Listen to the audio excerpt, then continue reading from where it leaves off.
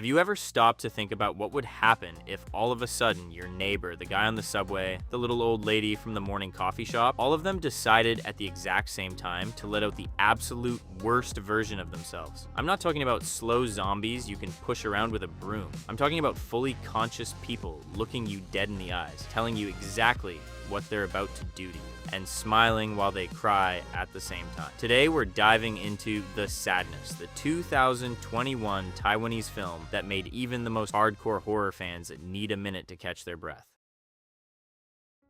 Before anything else, you need to understand the setup, because The Sadness doesn't start with a nuclear explosion. It doesn't start with meteors falling from the sky. It starts with something way more familiar and a whole lot scarier because of it. A pandemic that everybody decided to ignore, Taiwan. A modern, connected, fully functioning society. There's a virus going around, the Alvin virus. Symptoms? Kind of like the flu, nothing major. Doctors and virologists are screaming from the rooftops that this thing has everything it needs to mutate into something far more serious. But it's an election year, and you know how it goes. Politics and science have never exactly been best friends. The government downplays it. The media muddies the waters. People start questioning whether the virus is even real. Sound familiar? Then the virus mutates. And when it mutates, it doesn't turn you into the undead. It doesn't erase your personality. It doesn't make you unrecognizable. The mutated Alvin virus does something far worse. It directly connects the parts of the brain that control aggression and sexual drive and completely shuts off the moral filter. The limbic system, the most primitive, most animalistic part of your brain, takes full control. You're still you. You know what you're doing. You can feel that it's wrong, but you can't stop. One of the characters in the film describes it like this. It's like trying not to blink. You know you shouldn't.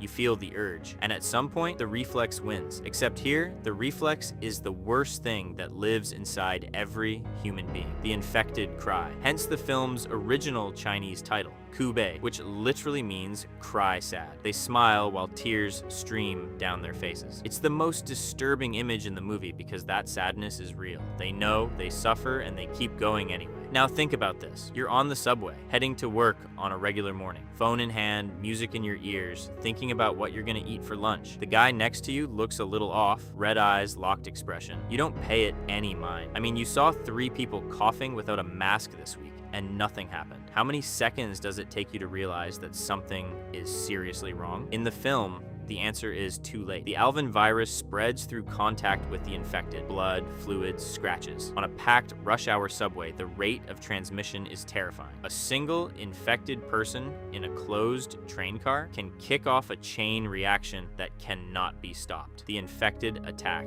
Victims get wounded. Wounds are the entry point. The cycle closes in minutes. And here's the detail the film doesn't spell out, but that's absolutely devastating once you get it. They're fast, coordinated, smart. They're not blindly angry. They have purpose. They can talk, they can plan, they can track you for hours, calculating every move. Forget the mall zombies you could just walk around. This is something else entirely. Let me introduce you to the businessman. He doesn't have a name in the film, he's just the executive. A middle-aged man, suit, briefcase, the face of someone who's been polite his whole life. At the start of the movie, he's on the subway trying to make small talk with Kat, the main character. Annoying, pushy, but nothing out of the ordinary. When the virus takes him, he transforms into the most methodical, most patient, most terrifying pursuer that recent cinema has ever put on screen. He doesn't run around frantic, he walks, he waits, he talks, he describes in detail exactly what he's going to do to you, and that is infinitely more frightening than anything that grunts and drools, because you can work around blind brutality. You can exploit moments of distraction. But someone who keeps all their intelligence, all their patience, all their reasoning ability, and uses it exclusively to hurt you in the worst way possible, there's no easy escape. There's no run and hide. There's no play dead. And there's more. Some infected eventually lose even the crying. The guilt disappears. These are the most dangerous ones. Those who've reached a stage where they've fully embraced what they've become. No more sadness, no more internal conflict, just the pure drive to destroy. Now compare that to what you were probably expecting. You probably pictured something like 28 Days Later. Infected that are furious and fast but animal-like. Or World War Z, where the threat is the sheer mass, the numbers. Or even Train to Busan, where the rules are simple. Don't get bitten. don't make noise. In the sadness, the rules are different and way worse. First, there's no single standard behavior among the infected. Some run, some walk, some just stand there and wait. The absence of any predictable pattern is what kills you. You can't build a strategy because each infected person is unique in the way they express their moral collapse. Second, they communicate. Not in any organized military way, but enough for one infected to tip off others about where you are. That idea of slipping past them quietly works a lot less here than you'd think. Third, transmission doesn't require a bite. Any contact between an infected person's blood or bodily fluids and an open wound is enough. In the chaotic scramble of trying to escape, and where you're almost certainly going to get cut, scraped, fall through glass, your own physical fragility becomes a weapon working against you. Fourth, and this is the most disturbing one, the film takes place in under 24 hours. From a calm morning to a total societal collapse, it's a single day. Not days, not weeks, one day. You know what you do in a day? Wake up, go to work, eat lunch, shower, go to sleep. That's it. That's the window you have before the world around you becomes an unprecedented nightmare. Let's talk about Jim and Kat. Jim is a regular guy. Young, urban, apartment dweller, has neighbors. The very first thing that happens to him when the collapse starts is that his next door neighbor, someone he knows by sight, someone he said hi to in the hallway, tries to kill him with everything he's got. Jim loses 2 fingers in that attack. 2 fingers. You read that right. Within the first few minutes of the apocalypse, Jim is already operating with 2 fewer fingers on his hand. Now think. Have you ever cut your finger making food? Remember that pain? Now multiply it by 2 and drop it into a context where you have to run, climb, defend yourself, carry weight, and still function under extreme life or death pressure.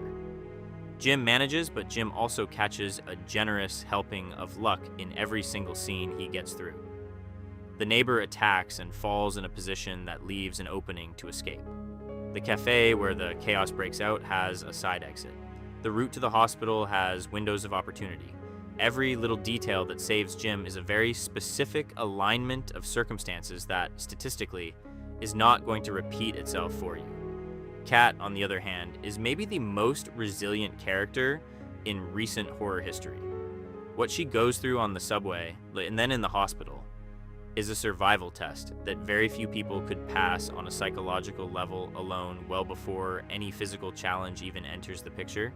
And still, the film's ending makes it clear that even she doesn't come out unscathed. Now, you watching this right now, how much sleep do you get a night? Do you eat well, exercise regularly? Have you ever taken a real hit in your life? Have you ever had to make a life or death decision under real pressure, heart pounding, hands shaking, no judgment, just reality? Most people have never been put in a situation of genuine physical danger. Our nervous systems aren't calibrated for it. Studies on human behavior in panic situations show that roughly 70% of people freeze when faced with an unexpected emergency. They don't flee, they don't fight, they freeze. It's a neurological response, not a character flaw. The problem is that in the world of the sadness, freezing for 2 seconds might be all an infected person needs. Jim and Kat survive because the script needed them to. You don't have a screenwriter on your side. There's a scene on the subway that is the absolute heart of this film, and it's exactly where you realize just how impossible your situation would be. Kat is in the car. The virus explodes all at once. One person, then another, then dozens. The space is closed, no way out, with dozens of people turning into attackers simultaneously. She has to navigate that chaos in an environment she can't defend, can't control, where every single person around her could be either an ally or a threat. She gets out. But look at the cost. She exits without her phone, without her belongings, completely traumatized, accompanying a badly injured stranger, and she still needs to reach a hospital that's about to be overrun by the infected. Every right move Kat makes in that sequence is the result of a combination of instinct, luck, and circumstances that just happened to fall exactly the right way. Change any single variable and she dies on that subway. Now picture yourself in that situation. Rush hour, packed train, you've got your earbuds in probably, or you're staring at your phone. When the chaos starts, your first response is going to be to look around and try to figure out what's happening. It's going to take at least 5 to 10 seconds for your brain to process that this is real, that this isn't a fight, that this isn't a breakdown, that this is the end. 5 to 10 seconds in a closed space with the infected is way too long. And then there's the hospital. You know that place you go when you're sick, running a fever, in pain? The place you automatically associate with safety and care? In this film, the hospital is one of the most dangerous locations in the entire story, because that's where everybody runs. That's where the injured go. That's where the infected go too, either hunting for victims or because they were brought in by someone who didn't yet know they were contaminated. That instinct you'd have, I need to get somewhere safe, I'll go to the hospital for, would be exactly what gets you killed. And there's one more detail that gives me chills every time I think about it. Dr. Alan Wong, the virologist who shows up at the hospital and explains everything about the alvin virus, was one of the few people who might have been working on a cure. He had the knowledge, he had the lab, and what the film reveals about him is that even this guy, the only one who truly understood what was happening, had already been broken by hopelessness long before the virus ever got to him. When the only available expert has already given up, what's left for you? Let's talk about what actually determines survival in a scenario like the sadness, and why every single factor works against you. Supplies. The film unfolds in under 24 hours, so food and water don't become critical within the story itself. But think about the next day and the day after that. Taipei's infrastructure collapses within hours, stores shuttered, supply chains cut off, communications going dark. Most people have maybe 3 to 5 days of food at home. For people living in apartments in big cities with the habit of frequent grocery trips, that number is probably even lower. When did you last go to the grocery store? How many days could you realistically get by on what you have in your pantry right now? Weapons. Depending on where you live, you probably don't have easy access to firearms. Unlike the characters in American films who find a shotgun behind every barn door, most people's reality is very different. And look, that's not necessarily a pure disadvantage. Guns are loud, attract attention, and run out of ammo. But in a scenario like the sadness, where the infected are intelligent and fast, the disadvantage of not being able to defend yourself from a distance is brutal. Improvised weapons, knives, metal pipes, tools, require physical contact. And going hands-on with an infected person who doesn't process pain the same way you do is a terrible bet. Psychology. This is the one that worries me most, and the one this film captures better than any other in the genre. The infected in the sadness aren't anonymous, they aren't faceless monsters.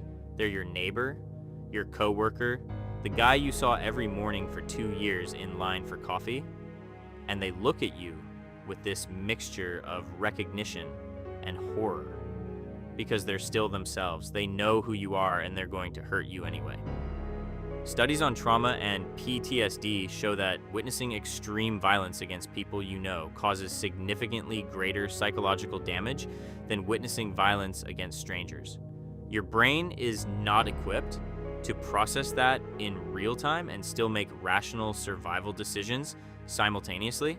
Most people in the world of the sadness don't die because they're physically incapable of surviving. They die because they stop, because they freeze, because they can't accept what they're seeing fast enough. Infrastructure, no electricity, no internet, no running water, no functioning hospitals, all of it gone in hours at best. In the modern world, our dependence on infrastructure runs so deep that most people don't even know how to manually shut off a water valve, let alone purify water from a natural source or navigate without GPS. The sadness takes place in a major city, dense, vertical, packed with high-rises and public transit. Escaping to the countryside isn't a realistic option. You're trapped in that urban maze with millions of other people, some infected, some panicking, all of them competing for the same dwindling resources. The luck factor. Jim loses 2 fingers and still escapes his neighbor. Kat was in a subway car full of infected and found a way out. The businessman lost track of Kat multiple times because of tiny windows of timing. The film makes it crystal clear at every turn that the line between surviving and not surviving in this scenario is razor thin, and the characters cross it over and over again, not because they're special, but because the film needs them to stay alive a little longer. You don't get that narrative privilege. The real world mirror. You know what Dr. Alan Wong reveals to Kat? That the alvin virus isn't new, that it had been studied for years, that authorities knew about its mutation potential. and that nothing was done because the truth was politically inconvenient. This isn't some far-fetched sci-fi premise.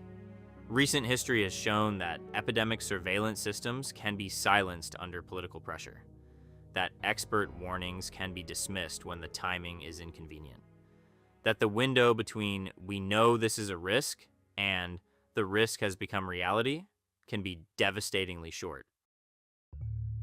The sadness is brutal. It's extreme. It's the kind of film that stays with you for days after watching, not because of the gore, but because of the central idea it carries, that civilization is a far thinner layer than any of us like to believe. The infected didn't turn into monsters. They turned into humans without a filter. And the entire film quietly asks you the whole time where you'd fall in that equation. Would you be Jim, trying to reach someone you love, losing pieces of yourself along the way? Would you be Kat, pushing the limits of human endurance to wherever the body and mind can still hold? Or would you be yourself, frozen on a subway platform, looking around trying to make sense of what's happening, seconds before you stop being anyone's problem? The honest answer for most people is that this scenario doesn't have a clean exit. There's no checklist you complete and then survive. The Alvin virus in the real world would tear apart any survival plan you tried to put together, because the human element, the unpredictability, the cruelty, the desperation of those who haven't been infected yet, is just as dangerous as the infected themselves.